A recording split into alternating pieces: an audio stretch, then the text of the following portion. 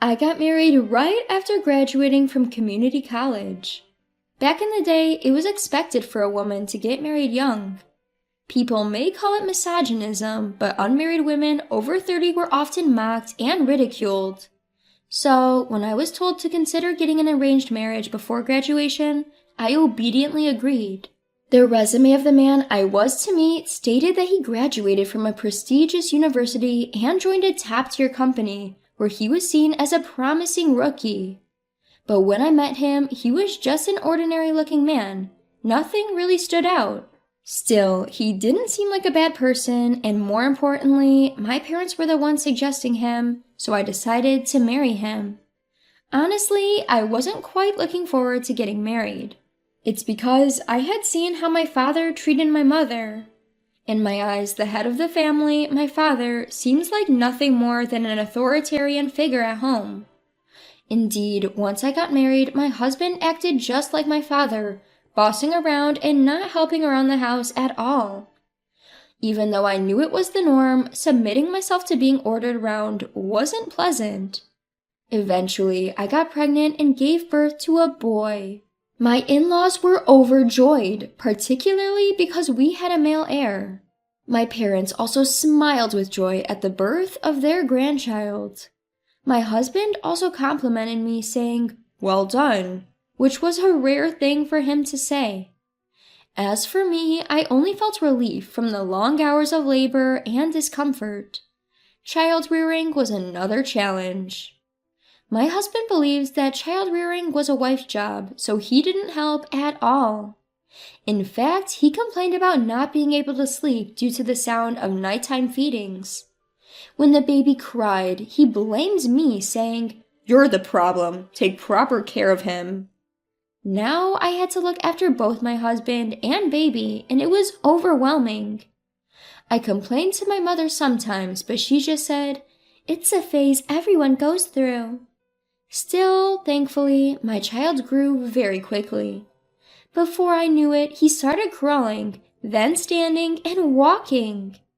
Just as I thought things might get easier when he starts preschool, I found out I was pregnant again.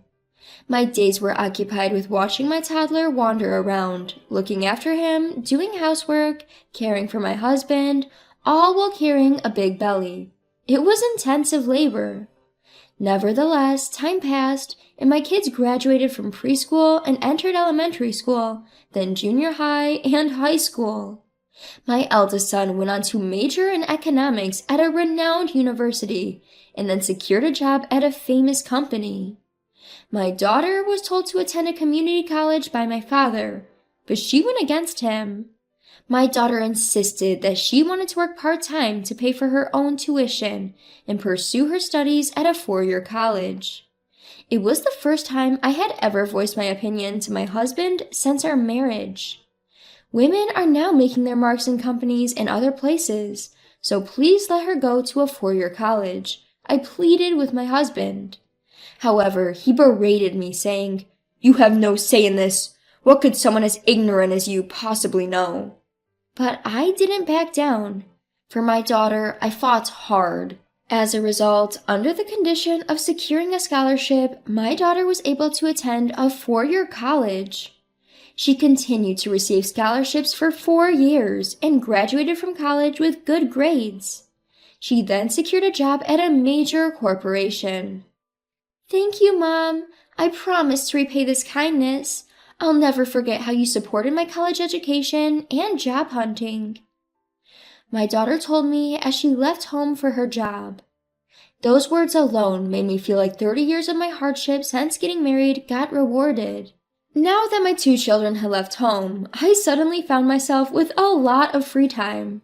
Of course, I still had to take care of my husband as before, but compared to when I was also raising children, it became significantly easier.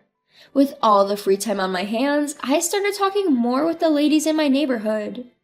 When I mentioned that I had become completely idle, the lady next door suggested, "Why not try working part-time? The supermarket over there is always hiring. I actually work there 3 times a week." That's what she told me. I had never worked part-time before, but I had always wanted to earn my own money. When I gathered my courage and mentioned my interest of working part-time to my husband, he said, "It's disgraceful for a married woman to work. It makes it seem like I'm not making enough money," and frowned upon me. But when I insisted that other ladies in our neighborhood were working as well, and it was a waste not to use my free time, my husband thought about it. He then said, "I don't think you can handle working a job, but go ahead and try. You'll probably be called incompetent and get fired right away," and laughed maliciously. He's always been like this, never approving whenever I tried to do something, always saying it was impossible or that I lacked the ability. But this time he somewhat approved, and I thought maybe he had softened a bit with age. In the end, I started working part-time at the local supermarket 3 times a week during the day. The hourly wage isn't that bad for a cash register and stocking job. While restocking, there were times when my back ached from carrying and lifting heavy loads. And at times, some of the young male student staffs would help me with the heavy lifting. I found it strangely refreshing to see that not all men were like my husband. And getting to talk with other part-time ladies during break time was new to me and fun as well. There were people of all ages, ranging from 20s to 60s, so the conversations were diverse too. Especially the young ones were surprised when I told them that I got married right after graduating from community college and this was my first job. "I mean, you are incredibly patient. I could never date a man who's as domineering as your husband." The young ones all agreed, saying, "Absolutely." Those of us who were older just weakly laughed and said, "It used to be the norm back in our days." However, there was one thing that troubled me about starting this part-time job. My husband stopped giving the same amount of money for household expenses, saying, "You're earning now." He laughingly added that it was only fair for me to contribute to the household expenses since he had allowed me to work. I was disappointed because I had been looking forward to having some money of my own. One of the women in her 30s, who often works the same shift as me, noticed my downcast mood and asked what was wrong. I was a bit embarrassed to talk about money, but I wanted to vent, so I told her about my situation. She asked me, "Wait a second, do you always do what your husband says?" I answered, "Well, I'm his wife," and she put her hands on her head. "Look, it's not normal these days to have such a sexist mindset. I have to tell you, it's a clear case of emotional abuse." She explained in detail about emotional abuse, and I finally understood that my husband's behavior over the years was indeed abusive. I was astonished at the realization that I had been a victim of emotional abuse. Around this time, I noticed my husband was up to something suspicious. He seemed to have started going out at night, perhaps because he had more pocket money now that he was giving less to the household. One time, I found several cards from strip clubs in his suit's pocket. There were times when he came home reeking of perfume, but I thought to myself, if it were my father, he would say, "A little nightlife is just a man proving his masculinity." I was sure my husband would say the same thing. It would be easy to confront him about it, but doing so would likely only result in him finding an excuse or getting angry. I had been enduring here as well. Due to such circumstances, my stress had accumulated, and I suppose it had exhausted my body. One day, while at work, a severe pain ran through my lower back, rendering me immobile. My manager and part-time colleagues were worried for me and urged me to leave early to see a doctor. I was grateful for their concern for me and left early as they suggested. I lay down at home, then the pain felt like it had slightly gotten better. I was relieved, thinking it was just back pain, and proceeded to prepare dinner.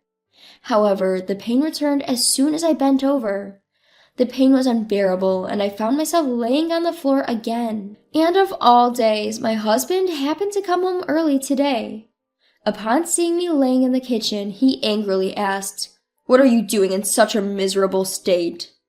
When I complained about my severe back pain, he retorted, "It's because you're working part-time at this age. You've brought this upon yourself." Knowing that dinner was not ready, he stormed out of the house again. I was at a loss, but in my immobile state, I had no choice but to call an ambulance. I crawled to the entrance, and while waiting for the ambulance, tears started falling due to the pain and frustration. My husband, who had left his wife writhing in pain, and myself. Not once in 30 years of being together have I ever been able to speak up against my husband, and that made me angry with myself. The paramedics were shocked to see me lying alone at the entrance and hurriedly loaded me onto the stretcher and took me to the emergency hospital. Upon examination, it turned out to be an acute herniated disc. The doctor said to me, "You've endured this well." Acute hernias are extremely painful, and there are people who can't even call an ambulance because they can't move. "It was unfortunate that this happened while your husband was not at home." That's what the doctor said, but I just gave a vague smile. At this time, I felt my built-up frustration crossing the limit and overflowing. That day, I received an IV painkiller and a strong painkiller prescription before I went home.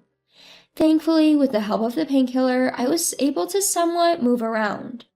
When my husband came home late at night, he spewed at me.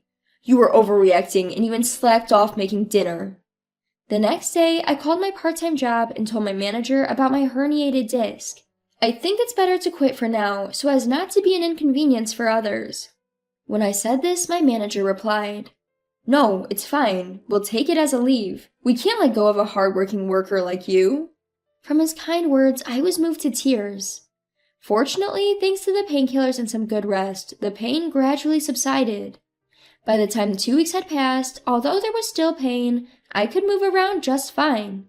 I returned to my part-time job, and everyone cared enough to not let me handle any heavy items. I'm grateful for everyone's kindness. To this, they all replied with a laugh.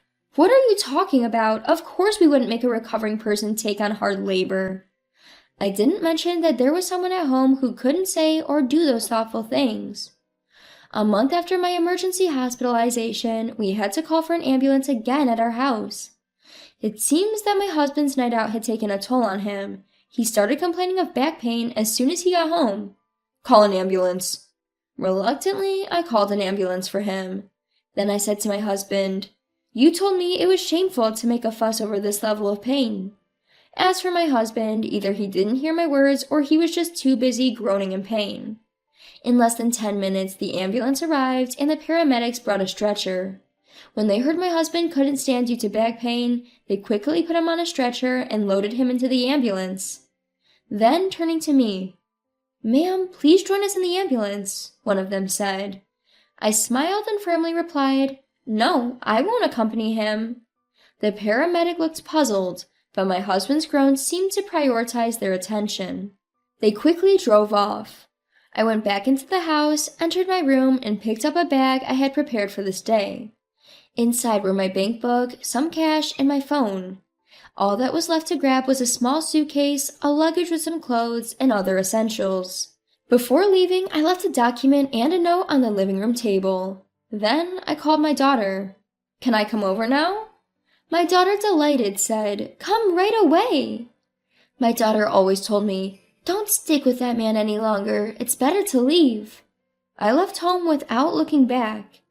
After settling in at my daughter's apartment and telling her about how much my husband had been moaning in pain, she laughed heartily and said, "That's karma for treating you like a workhorse and making a fool out of you." From that night, my phone was flooded with emails and calls from my husband. His calls became so incessant that I had to block them, as my daughter had suggested. Just to be safe, my daughter also reached out to our eldest son. Initially, our son was sympathetic to my husband, perhaps out of some misguided sense of male camaraderie. However, once my daughter explained the whole fiasco of both mine and my husband's back injuries, he tersely dismissed it with, "Dad's in the wrong." About a week later, I decided to visit our home. I had to retrieve the divorce papers I had left there. I figured my husband would be home on a Sunday, and luckily he was. And the first thing he said to me was, "You regret leaving, don't you? I'll forgive you and let you come back." He sat there smugly as he said it. Looking at the state of the house, I couldn't help but sigh. It had only been a week, but the living room was littered with trash and my husband's clothes. The kitchen appeared to be unused, but the sink was filled with piles of cutlery and dishes. I was sure then that my husband wasn't just emotionally abusive, but also incapable of taking care of himself too. So I said to him, "Hand me the divorce papers I left." My husband sat there, mouth agape. At his dumbfounded expression, I couldn't help but laugh. Furious, he shouted back at me, "After all these years I've provided for you, how could you do this to me? I could sue you." I responded calmly, "I'm the one with the right to sue you here. Your behavior is pure emotional abuse. And even just for that, I could claim damages in today's world. Besides, look at this place." I looked around the room. "You're so helpless, you can't even manage basic chores. Don't act high and mighty. You can't even live right without me. So here's something else for you." I handed him a piece of paper. It was a bill, converting almost 30 years of my housework into an hourly wage. "I should tell you, I've recorded the harsh words you said to me over the past year on my phone. My lawyer assured me that the contents alone make for sufficient evidence of your emotional abuse. Isn't that right, sir?" I looked back at the entrance of the living room. I had also asked the lawyer to come as a witness, and just in case my husband tried to resort to physical violence. Seeing the stern look on the lawyer's face, my husband attempted to defend himself. "It's a wife's duty to obey her husband. Don't start with this nonsense about emotional abuse." The lawyer sighed heavily. "Ma'am, this is no good. He doesn't seem to understand what he's done wrong. I think you should just go ahead and sue him." My husband widened his eyes and then hung his head low. As is often the case with people of older generations, my husband couldn't speak against someone who was of higher class than him, especially not against the authority of the law or a lawyer. Eventually, our divorce was finalized on the grounds of his emotional abuse. I demanded compensation for the years of housework I had done and for the emotional distress he had caused me. After discussions between our lawyers, all my demands were met. His lawyer, too, seemed fed up with his attitude. My ex-husband had apparently sought help from our son, but he told him, "I'm siding with Mom on this one." After the divorce, my ex-husband couldn't even clean up after himself, and his house eventually turned into a place full of trash. However, it seems he's somehow managing to go to work. From what I've heard, he's gotten sloppy and unhygienic, and because of that, he's been moved to a less demanding role at work. Also, the word got around in his office about the divorce due to his emotional abuse, which might result in him getting fired even before his retirement. Meanwhile, I am living happily with my daughter. Sometimes my son also gives us a call. And I am spending my days working at a part-time job where everyone is kind.